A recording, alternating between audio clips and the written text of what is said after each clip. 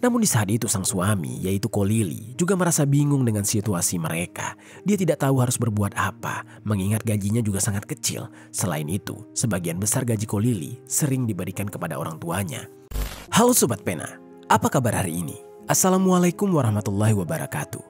Hari ini, kita akan kembali membahas kejadian-kejadian mengerikan, kisah nyata yang terjadi di muka bumi ini. Kisah kali ini terjadi di Karawang, Jawa Barat pada tahun 2017.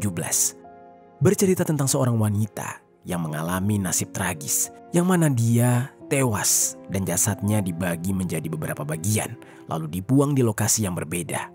Dan yang lebih kejamnya lagi, bagian tubuhnya juga sampai dibuat hangus. Perbuatan yang mengerikan ini ternyata dilakukan oleh suaminya sendiri lantaran merasa emosi dan kalap saat tengah cekcok perkara rumah tangga dan soal ekonomi. Bagaimana cerita selengkapnya tentang kasus yang satu ini? Langsung saja kita bahas di Kata Pena.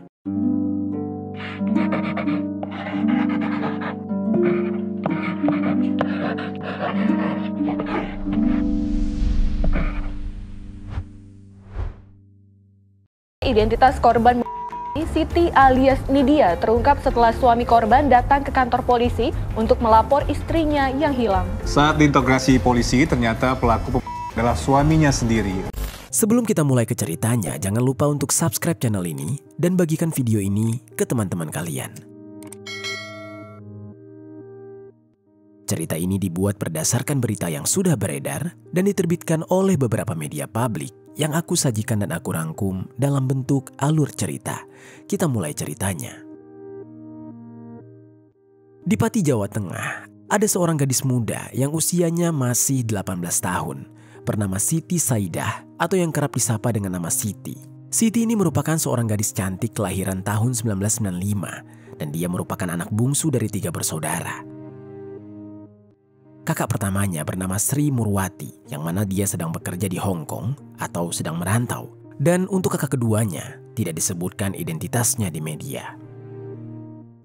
Di saat itu, Siti tinggal bersama orang tuanya yang bernama Saryadi dan juga Nyami di rumah sederhana yang berada di desa Srikaton, Kecamatan Kayen, Kabupaten Pati, Jawa Tengah. Entah karena faktor ekonomi atau karena ada alasan lain, di usia mudanya tersebut setelah dia lulus sekolah, Siti memilih untuk bekerja keras membantu perekonomian keluarga dan memenuhi kebutuhan hidupnya sehari-hari.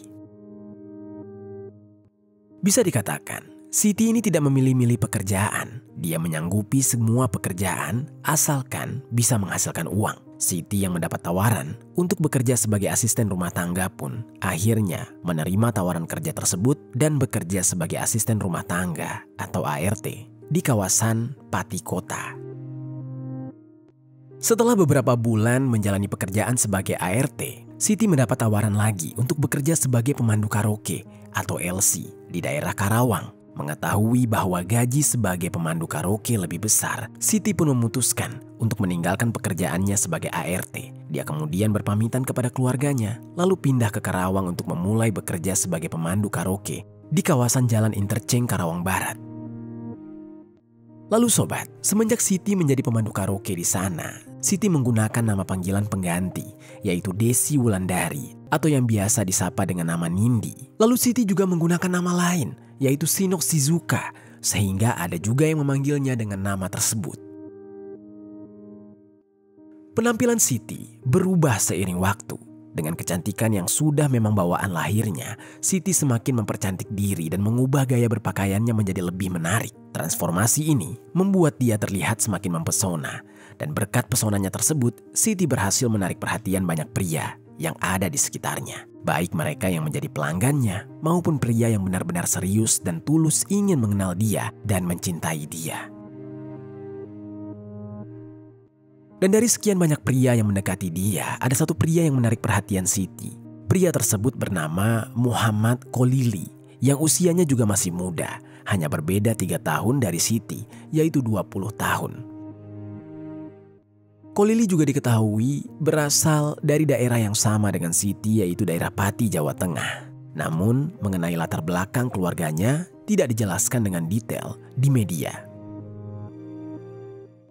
Singkat cerita sobat, Siti dan Ko Lily mulanya berkenalan lewat Facebook. Siti yang memang aktif di sosial media, salah satunya di Facebook, di saat itu mengajak berkenalan Ko Lily. Entah apa yang membuat Siti juga tertarik kepadanya, namun Siti merespon Ko Lily yang mendekatinya. Hingga tanpa disadari, keduanya yang awalnya hanya berkenalan, semakin lama, semakin intens berkomunikasi. Dan seiring berjalannya waktu, mereka pun memutuskan untuk bertemu secara langsung. Dan saat mereka bertemu secara langsung, rupanya mereka menyadari komunikasi mereka tidak hanya menyenangkan di dunia maya, tetapi mereka juga nyambung dan merasa nyaman ketika berkomunikasi di dunia nyata. Karena mereka berdua sudah merasa nyaman, timbullah perasaan suka di dalam hati keduanya. Hingga akhirnya, pada Juni 2015, mereka berdua yang saling menyadari perasaan suka masing-masing mulai meresmikan hubungan mereka sebagai sepasang kekasih. Setelah resmi menjalin hubungan sebagai sepasang kekasih, Siti dan Ko Lily semakin sering meluangkan waktu untuk bersama. Keduanya tampak begitu dimabuk cinta, menikmati kebersamaan dengan penuh kebahagiaan. Sebagai pasangan muda yang terlihat serasi, mereka tidak ragu membagikan momen-momen manis melalui unggahan di media sosial masing-masing. Foto-foto kebersamaan mereka menjadi bukti betapa harmonisnya hubungan mereka, yang kerap mendapat pujian dan dukungan dari teman-teman serta kerabat. Hingga waktu pun terus berlalu, tanpa dirasa, sudah 9 bulan lamanya mereka menjalin hubungan. Selama menjalin hubungan tersebut, mereka hampir tidak pernah terlibat pertengkaran besar. Dan sebaliknya, mereka justru saling melengkapi satu sama lain dan merasa kehadiran masing-masing membawa kebahagiaan di dalam hidup mereka. Dengan keyakinan tersebut, di usia yang terbilang muda, mereka mengambil langkah besar untuk membawa hubungan ini ke jenjang yang lebih serius, yaitu pernikahan. Setelah memantapkan hati, Siti dan Ko Lily pun saling mengenalkan pasangan mereka masing-masing kepada orang tua. Dan dengan restu keluarga, mereka memutuskan untuk mengikat janji suci dalam sebuah pernikahan yang berlangsung pada Maret 2016 di kediaman Siti. Pesta pernikahan mereka di saat itu digelar cukup meriah, dihadiri oleh keluarga, teman-teman, dan kerabat dekat. Suasana penuh sukacita menyelimuti acara tersebut dengan banyaknya tamu yang memberikan ucapan selamat dan doa agar rumah tangga mereka langgeng serta penuh kebahagiaan hingga akhir hayat. Lalu sobat, setelah resmi melangsungkan pernikahan dan menjadi sepasang suami istri, kehidupan baru dimulai untuk Siti dan Ko Lily. Sebagai seorang istri, Siti memutuskan untuk berhenti dari pekerjaannya sebagai pemandu karaoke. Keputusan ini dia ambil karena dia harus ikut pindah bersama sang suami ke Karawang, Jawa Barat. Hal ini disebabkan Ko Lily mendapatkan pekerjaan sebagai petugas kebersihan atau cleaning service di sebuah perusahaan swasta di daerah tersebut. Setibanya mereka di Karawang, pasangan muda ini memulai hidup sederhana di sebuah rumah kontrakan kecil. Rumah itu berlokasi di Dusun Sukamulya, RT 5 RW 2, Desa Pinayungan, Kecamatan Teluk Jambe Timur, Karawang. Meski sederhana, rumah ini menjadi tempat mereka untuk merangkai mimpi bersama dan menjalani hari-hari sebagai keluarga baru. Sebagai seorang istri yang peduli terhadap perekonomian keluarga, Siti tidak tinggal diam. Dia ingin ikut berkontribusi untuk membantu memenuhi kebutuhan rumah tangga mereka. Dengan semangat itu, Siti mulai mencari pekerjaan juga di daerah sana. Namun pada awalnya, dia tidak berhasil mendapatkan pekerjaan, sehingga dia memutuskan untuk berdagang baju di saat itu. Dia menjajakan dagangannya ke tetangga-tetangga, dan beberapa kali Siti menjualnya secara online. Pekerjaan ini memberikan Siti kesempatan untuk mendukung suaminya secara finansial, sekaligus memanfaatkan bakatnya dalam berkomunikasi dan berinteraksi dengan banyak orang. Namun, meskipun terlihat bahagia, menjalani pernikahan di usia muda tentu bukan perkara mudah bagi keduanya. Tantangan demi tantangan mulai muncul, terutama ketika mereka harus hidup mandiri tanpa bergantung lagi pada bantuan orang tua. Sebelumnya, Siti dan Ko Lily terbiasa bekerja untuk memenuhi kebutuhan hidup mereka masing-masing. Namun setelah menikah, tanggung jawab mereka lebih besar karena kini mereka harus saling menopang satu sama lain untuk mencukupi kebutuhan rumah tangga. Orang-orang di sekitar mereka kerap mengapresiasi keharmonisan hubungan Siti dan Ko Lily. Meskipun usia mereka muda, tapi mereka tetap punya semangat untuk melanjutkan hubungan yang harmonis. Lalu sobat, kebahagiaan mereka berdua semakin lengkap ketika mereka mendapatkan kabar yang sangat mengembirakan, yakni ketika mengetahui Siti mengandung anak di dalam perutnya. Perasaan bahagia dan penuh syukur menyelimuti mereka berdua. Karena hal ini adalah momen yang sangat dinantikan dalam perjalanan hidup mereka sebagai pasangan suami istri. Setiap harinya, mereka merasakan kebahagiaan yang semakin besar, membayangkan bagaimana kehidupan mereka akan berubah setelah hadirnya sang buah hati. Namun seiring berjalannya waktu, kebahagiaan yang awalnya mereka rasakan mulai diuji oleh kenyataan hidup yang tidak semudah yang mereka bayangkan. Mereka yang sebelumnya selalu mensyukuri setiap momen, kini mulai merasakan beratnya beban ekonomi yang kian menghimpit kehidupan mereka. Terlebih lagi, di tengah kehamilan Siti, kebutuhan untuk calon buah hati mereka semakin banyak. Siti yang sedang mengandung membutuhkan banyak perhatian, asupan gizi yang sehat, dan tentunya biaya persalinan yang tidak sedikit. Hal-hal ini membuat kehidupan mereka terasa semakin berat dan penuh tantangan. Hingga keadaan ekonomi yang sulit semakin memperburuk situasi ini, bahkan mulai merenggut keharmonisan di dalam hubungan mereka. Pekerjaan Ko Lily ternyata tidak mampu menghidupi keluarga kecil ini. Di tengah kekhawatiran terhadap ekonomi keluarga mereka, Siti pun memutuskan untuk kembali bekerja setelah melahirkan. Hingga penantian mereka selama ini pun datang. Pada Desember tahun 2016, di tengah segala kesulitan yang sedang mereka hadapi, kebahagiaan mereka kembali datang ketika Siti akhirnya melahirkan seorang putra. Kehadiran bayi laki-laki tersebut membawa rasa syukur yang begitu besar dan kelengkapan dalam rumah tangga mereka. Namun, rasa bahagia itu tidak berlangsung lama karena Siti harus kembali bekerja setelah melahirkan, sehingga keputusan mereka di saat itu adalah ketika mereka sibuk bekerja, maka putra mereka akan dititipkan kepada orang tua Ko Lily yang ada di Bogor. Lalu sobat, waktu pun terus berjalan. 3 tahun kemudian, di mana umur Siti kini sudah menginjak 21 tahun dan Ko Lily sudah berusia 23 tahun. Setelah 3 tahun pernikahan mereka, kehidupan Siti dan Ko Lily bisa dikatakan berubah. Mereka mulai menyadari bahwa cinta saja tidak cukup membuat mereka bahagia. Dalam pikiran Siti, dia sangat ingin menjadi seorang istri yang bisa diberi nafkah dan dukungan finansial yang tidak hanya mencukupi kebutuhan dasar, tetapi juga dia butuh memenuhi keinginannya. Bahkan motor suaminya yang digunakan untuk bekerja sehari-hari sebagian besar diperoleh dari hasil jerih payah Siti, dengan tambahan dari bantuan orang tua Siti. Lalu seiring berjalannya waktu, Siti semakin merasa jenuh dengan keadaan yang menimpa hidupnya. Apalagi kini usaha bajunya harus berhenti, entah karena sudah mulai sepi peminat atau karena alasan lain. Dan Siti kini pun menyerah, dia berhenti berjualan baju. Dia mencoba peruntungan untuk berjualan kosmetik dan es bubble. Di saat itu, dia membuka toko di tepi jalan dari hasil menjual handphone. Namun ternyata usaha es dan kosmetiknya juga hanya berjalan tidak sampai sebulan. Sehingga Siti mencoba untuk mencari pekerjaan lain dan pada akhirnya Siti diajak oleh temannya untuk bekerja sebagai seorang SPG di bidang kosmetik yang ada di Mekarta. Siti pun mau di saat itu dan kurang lebih dia baru bekerja 4 hari sebagai SPG. Dengan gaji dari pekerjaan barunya, Siti bermimpi untuk punya mobil sehingga dia berharap setelah bekerja dapat pelan-pelan mewujudkan impiannya. Meskipun begitu, jauh dari rencananya, Siti harus dihadapkan dengan kenyataan yang mana dia membutuhkan dana tambahan karena Siti juga membutuhkan ongkos ke tempat kerjanya. Karena baru bekerja, tidak mungkin Siti langsung mendapatkan uang. Siti yang merasa kesal sering mengeluhkan kesulitan hidup kepada suaminya. Namun di saat itu sang suami, yaitu Ko Lily, juga merasa bingung dengan situasi mereka. Dia tidak tahu harus berbuat apa, mengingat gajinya juga sangat kecil. Selain itu, sebagian besar gaji Ko Lily sering diberikan kepada orang tuanya. Ini semua dikarenakan anak mereka sering dititipkan kepada orang tua sang suami saat mereka berdua sama-sama sibuk bekerja. Entah memang untuk kebutuhan putra mereka atau sekalian upah mengurus putra mereka, hal itu tidak diketahui. Namun bagi Siti, pembagian tersebut terasa tidak adil karena kebutuhan mereka juga cukup besar dan ia merasa hak-haknya tidak diperhatikan. Ketika mereka membahas masalah ini, Ko Lily malah lebih membela orang tuanya dan membuat Siti merasa sangat terluka. Dan di sisi lain, Ko Lily juga tertekan. Seringkali jadi memilih tidak pulang ke rumah. Entah kemana Ko Lily pergi, tidak dijelaskan. Yang jelas dia merasa enggan untuk pulang ke rumah. Namun, keadaan ini yang jelas semakin membuat hubungan mereka menjadi renggang. Dan Siti benar-benar merasa frustasi. Dalam kesedihannya, dia sangat menyayangkan bagaimana rumah tangganya bisa sampai berada dalam keadaan yang kacau seperti ini.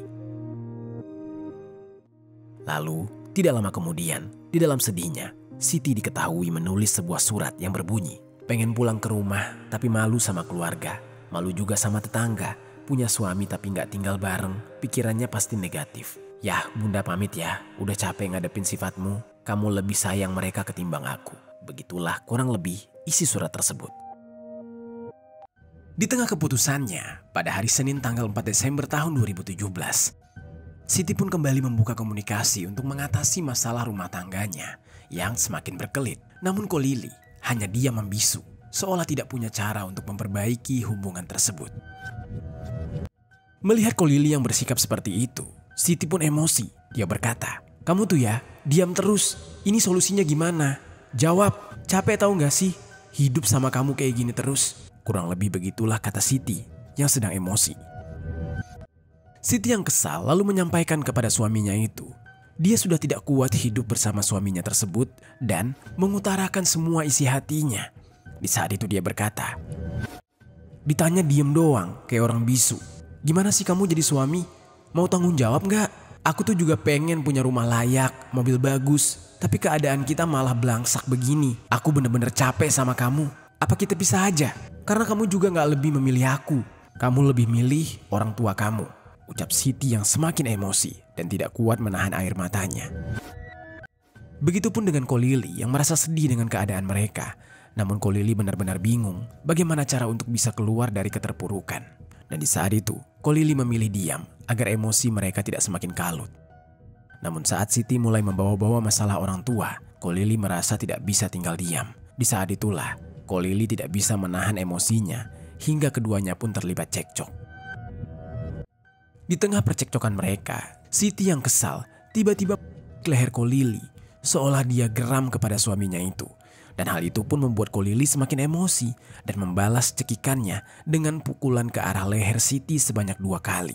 Akibat pukulan dari Ko Lili yang begitu kuat, Siti jatuh dengan sangat keras. Kepalanya menghantam tembok hingga mengeluarkan cairan merah yang sangat banyak karena kepalanya bocor. Saat itu, Siti terkapar hingga tidak sadarkan diri. Lalu karena panik, Ko Lili memeriksa nafas dan detak jantung istrinya tersebut.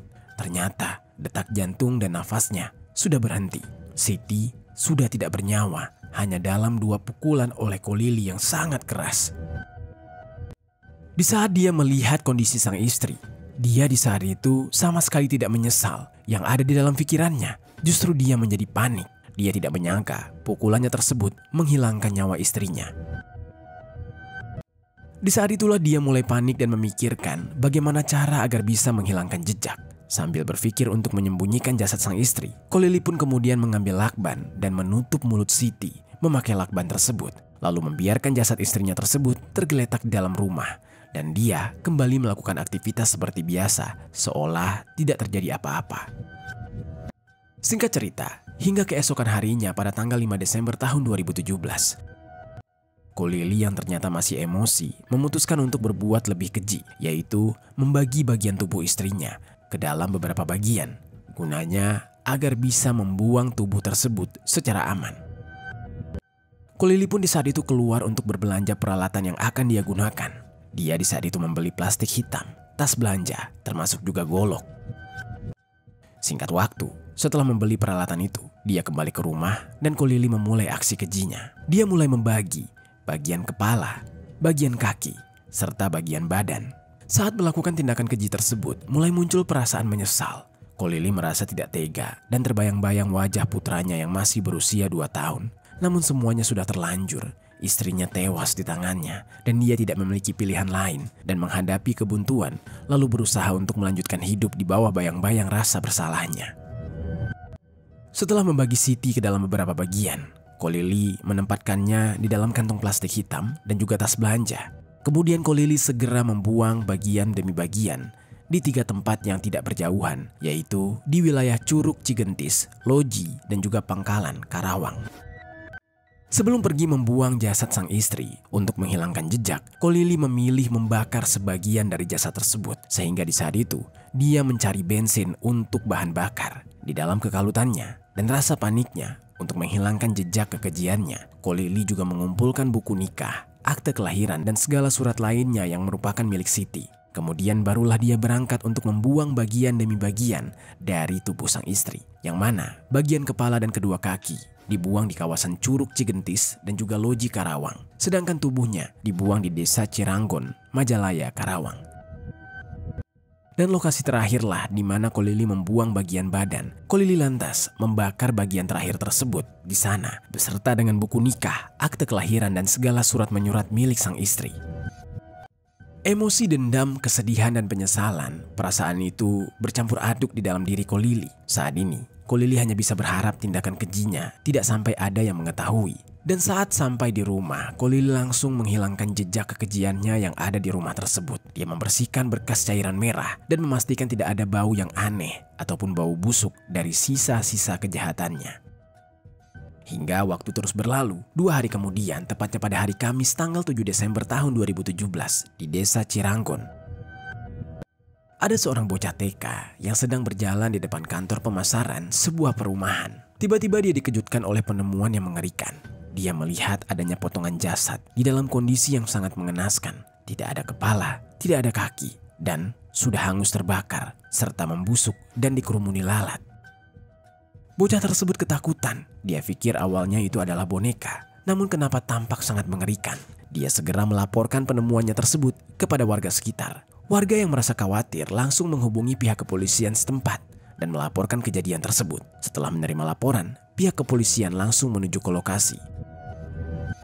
Di saat itu polisi dikejutkan dengan laporan tersebut. Ternyata benar, itu adalah tubuh manusia. Polisi langsung melakukan pencarian di sekitar lokasi dengan menyisir area hingga sejauh 300 meter dari tempat ditemukan potongan tersebut. Pencarian semakin intensif dengan bantuan anjing pelacak yang dikerahkan untuk menemukan petunjuk lebih lanjut. Akhirnya, bagian tubuh lain yang merupakan bagian dari jasad perempuan tersebut ditemukan dan semakin memperburuk keadaan. Dengan ditemukannya bagian tubuh lain, pihak kepolisian semakin yakin bahwa ini adalah sebuah kasus yang benar-benar brutal. Atas penemuan bagian demi bagian tersebut, polisi segera melakukan otopsi terhadap bagian-bagian itu untuk mengungkap siapa identitas dari korban ini. Dari hasil visum, ada bagian di mana terlihat tato milik Siti di bagian dadanya yang tidak ikut terbakar. Dari gambar tato tersebut, polisi pun kemudian menyebarkan sketsa tato Siti ke awak media dan juga media sosial. Para tetangga dan kerabat dekat yang mengenal Siti yang familiar dengan tato tersebut, karena Siti sehari-hari memang kerap mengenakan baju yang memperlihatkan tatonya itu tepat di bagian dada, sehingga orang-orang yang sering bertemu dengannya jadi tahu kalau itu adalah tato Siti, dan mereka pun bertanya kepada sang suami, yaitu Kolili. Di saat itu Kolili pun jadi panik. Dia semakin terperangkap dalam ketakutan bahwa kejahatannya akan terbongkar. Dengan rasa cemas, ketika ditanyakan soal istrinya, dia pun memutuskan untuk berpura-pura jika istrinya memang hilang, berharap bisa mengalihkan kecurigaan. Kolili di saat itu melaporkan kehilangan Siti ke Polres Karawang. Kolili mengklaim bahwa istrinya hilang tanpa jejak. Namun meskipun upaya untuk menutupi perbuatannya, penyelidikan polisi berjalan dengan cermat. Tak lama setelah Kolili melaporkan istrinya hilang, polisi berhasil mengidentifikasi potongan tubuh yang ditemukan di lokasi yang terpisah sebagai milik seseorang yang ternyata adalah Siti. Di saat yang sama, Kolili tetap bersandiwara seolah-olah dia tidak tahu apa-apa tentang keberadaan sang istri. Namun, polisi di saat itu mulai curiga dengan adanya kejanggalan. Tidak ada satu warga pun yang melaporkan kehilangan seseorang dengan ciri-ciri yang begitu mendetail seperti yang dijelaskan oleh Kolili. Mereka juga mencatat ketidaksesuaian dalam cerita yang disampaikan oleh Kolili, terutama ketika dia gagal memperlihatkan bukti atau informasi yang valid untuk mendukung klaim bahwa istrinya hilang. Semua itu membuat polisi semakin curiga dan semakin dalam melakukan penyelidikan. Polisi mencurigai Kolili adalah pelaku di dalam kasus yang mengerikan ini. Karena tampak tidak biasa dan Kolili juga tidak bisa menjelaskan keberadaan istrinya dengan jelas, Kolili pun merangkai cerita lengkap tentang bagaimana dia kehilangan istrinya. Masalahnya, ada bolong besar pada cerita itu. Kolili yang panik menyampaikan kepada polisi, hari Kamis tanggal 7 Desember, katanya Siti masih pulang ke rumah kontrakan mereka. Padahal polisi menemukan jasad Siti pada hari Kamis tersebut dan hasil forensik menunjukkan korban telah meninggal 3 hari sebelum ditemukan. Benar-benar sebuah kalimat yang menjebak diri sendiri. Polisi terus mendesak dan menyelidiki lebih lanjut dan akhirnya mengamankan Kolili atas keterangannya yang tidak sesuai. Di dalam interogasi yang berlangsung cukup lama, Kolili awalnya terus mengelak, berusaha menyembunyikan kenyataan. Namun di bawah tekanan yang semakin besar, Kolili akhirnya mengakui apa yang telah dia lakukan. Dengan wajah yang penuh penyesalan dan perasaan yang kalut, dia mengungkapkan bahwa dia telah menghabisi istrinya dengan cara yang sangat brutal.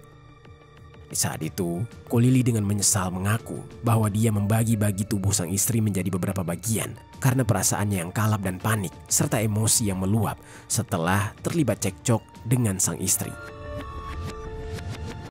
Ko Lili mengaku jika cekcok tersebut adalah masalah ekonomi rumah tangga mereka, di mana Ko Lili berdalih dia sangat emosi karena selama berumah tangga, Siti banyak meminta barang-barang mewah. Ko Lili tidak bisa menyanggupinya, termasuk menuntut agar dibelikan mobil. Ko Lili juga menjelaskan bahwa profesinya sebagai cleaning service dan gajinya yang pas-pasan tidak bisa memenuhi hal tersebut. Hal ini membuat dia jadi kehilangan kendali atas dirinya sendiri dan berakhir dengan tindakan keji yang merenggut nyawa sang istri. Namun, pengakuan Ko Lili tersebut langsung dibantah oleh ayah Siti yang bernama Saryadi. Dia dengan tegas mengatakan bahwa Siti, putrinya, adalah sosok wanita yang sangat pekerja keras dan tidak mungkin menuntut yang macam-macam dari sang suami. Saryadi pun menceritakan perjuangan panjang yang dilakukan oleh Siti untuk membantu perekonomian keluarga, termasuk bagaimana Siti bekerja keras hingga akhirnya berhasil membeli sepeda motor yang digunakan oleh Ko Lili, sang suami. Dia mengungkapkan bahwa motor pertama yang dibeli oleh Siti adalah sebuah Vario CV yang kemudian diganti dengan Mio GT. Namun, semua motor itu tidak digunakan oleh Siti. Lebih tepatnya, digunakan oleh sang suami yang dianggap oleh keluarganya tidak bertanggung jawab tersebut. Namun karena sudah tidak lagi nyaman, akhirnya motor tersebut diganti lagi. Bahkan sampai dibeli motor jenis Kawasaki Ninja. Dan semua itu adalah hasil kerja keras Siti. Saryadi sang ayah juga ikut membantu. Hal tersebut membuat Saryadi merasa sangat tidak terima jika putrinya disebut-sebut matre atau sering menuntut-nuntut meminta barang mahal kepada suami. Padahal secara kenyataan, suaminya lah yang memakai barang-barang hasil jerih payah dari Siti. Keterangan dari ayah Siti ini juga didukung oleh keterangan teman masa kecil Siti yang bernama Susi Luna Puspita yang mengkonfirmasi bahwa Siti memang selalu dikenal sebagai sosok yang mandiri dan tidak pernah memaksakan kehendak pada orang lain, termasuk pada suaminya. Dan untuk meluruskan berita simpang siur tersebut, polisi melakukan penggeledahan dan penyelidikan yang mendalam di rumah kontrakan mereka. Dari hasil penelusuran, polisi menyita sejumlah barang bukti berupa botol berisi bensin, karpet anak yang digunakan oleh Ko Lili untuk memisah-misahkan tubuh Siti, sebuah helm, baju hitam, jam tangan, dan kain pel yang digunakan Ko Lili untuk membersihkan lantai setelah menghabisi nyawa sang istri. Selain itu, polisi juga menemukan selembar surat yang terselip dengan dokumen lain dan disimpan oleh Siti di bawah rak TV yang isinya seperti keluh kesah Siti atas kelakuan sang suami yang tidak beres. Dari bukti surat tersebut, polisi meyakini bahwa motif Ko Lili yang sebenarnya adalah ketidakcocokan dan keinginan Siti untuk berpisah. Namun Ko Lili tidak mau dan sangat marah sehingga dia tega menghabisi nyawa sang istri. Atas perbuatan kejinya, Ko Lili pun dijerat dengan pasal 340 KUHP dengan ancaman hukuman. Hingga persidangan kasus ini digelar pada tanggal 24 Juli tahun 2018, Majelis Hakim Pengadilan Negeri Karawang akhirnya menjatuhkan vonis hanya 15 tahun 5 bulan penjara untuk Ko Lili. Hakim berpendapat bahwa terdakwa terbukti melanggar pasal 44 ayat 3 Undang-Undang Nomor 23 Tahun 2004 tentang penghapusan kekerasan dalam rumah tangga. Dan hal yang memberatkan pelaku adalah perbuatannya yang sadis dan tidak manusiawi serta meresahkan masyarakat. Sebelumnya, jasad Siti pun sudah dimakamkan oleh pihak keluarga. Kepergian Siti benar-benar membawa luka yang mendalam bagi mereka. Tidak ada yang pernah menyangka bahwa Siti akan berakhir dengan begitu tragis. Sedari awal, Siti membangun rumah tangga dengan Ko Lili. Semua orang memujinya, seolah mereka adalah keluarga yang harmonis, pasangan yang serasi. Namun apa boleh buat, semuanya sudah terjadi dengan begitu keji. Dan itu dia sobat, kisah dari Siti yang harus berakhir secara mengenaskan. Tubuhnya terpisah-pisah akibat perbuatan keji dari sang suami yang merupakan akibat dari pertengkaran, permasalahan ekonomi di dalam keluarga mereka. Apa pelajaran yang bisa kita ambil dari kisah ini?